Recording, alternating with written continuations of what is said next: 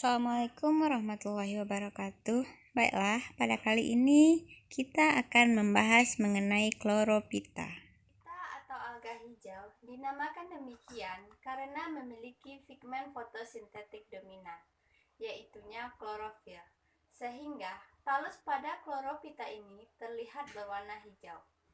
Produk fotosintesis pada kloropita ini yaitunya pati, dan pati ini akan disimpan dalam suatu organel yang disebut dengan pirenoid. Karakteristik lain yang membedakan antara kloropita dengan ganggang lainnya adalah adanya stadium motil atau flagellated pada kloropita, sedangkan pada ganggang lainnya tidak terdapat stadium motil.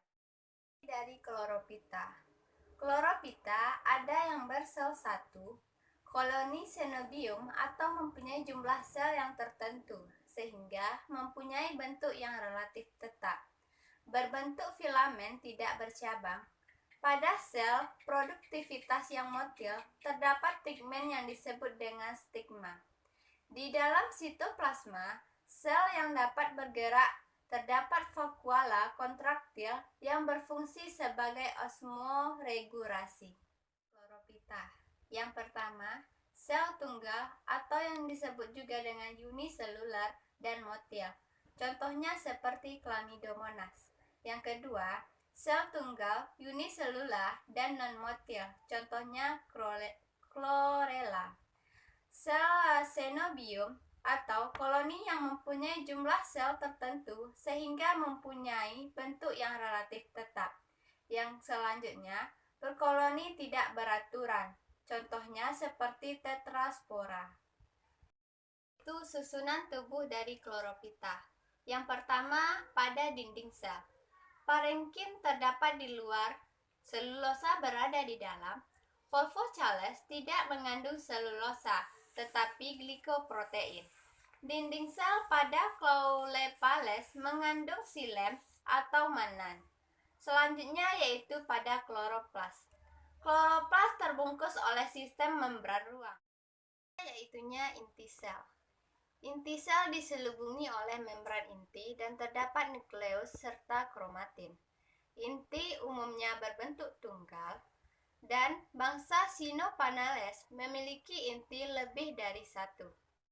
Cadangan makanan. Cadangan makanan berupa amilum tersusun oleh amilosa atau rantai glukosa tidak bercabang, amilopektin atau rantai glukosa yang bercabang. Sering sekali amilum ditemukan dalam granula bersama dengan protein dalam protista disebut pirenoid. Pada golongan Chlorophyceae yang telah tinggi di tingkatnya tidak memiliki dari kloropita. Yang pertama yaitunya kloropita bersel tunggal tidak bergerak seperti Chlorella. Banyak ditemukan sebagai plankton air tawar.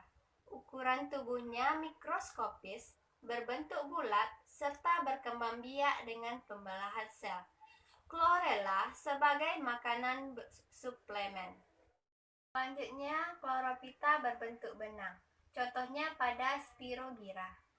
Ganggang ini didapatkan di sekitar kita, sepertinya di perairan. Bentuk tubuh seperti benang. Dalam setiap sel terdapat kloroplas berbentuk spiral dan sebuah inti. Reproduksi vegetatif dengan fragmentasi, sedangkan reproduksi seksual dengan konjugasi gamet. Dan yang terakhir yaitunya kloropita berbentuk lembaran. Contohnya pada ulva. Ganggang ini ditemukan di dasar perairan laut dan menempel di dasarnya. Bentuk seperti lembaran daun, berkembang biak secara vegetatif dengan menghasilkan spora, dan spora tumbuh menjadi ulva yang haploid.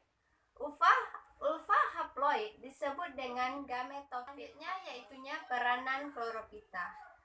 Peranan positif dari kloropita ini yaitunya sebagai produsen bagi ekosistem di perairan, alternatif bahan-bahan makanan. Sedangkan untuk peranan negatifnya yaitu dapat mengganggu perairan di dalam air jika terlalu banyak, menyebabkan penyumbatan saluran.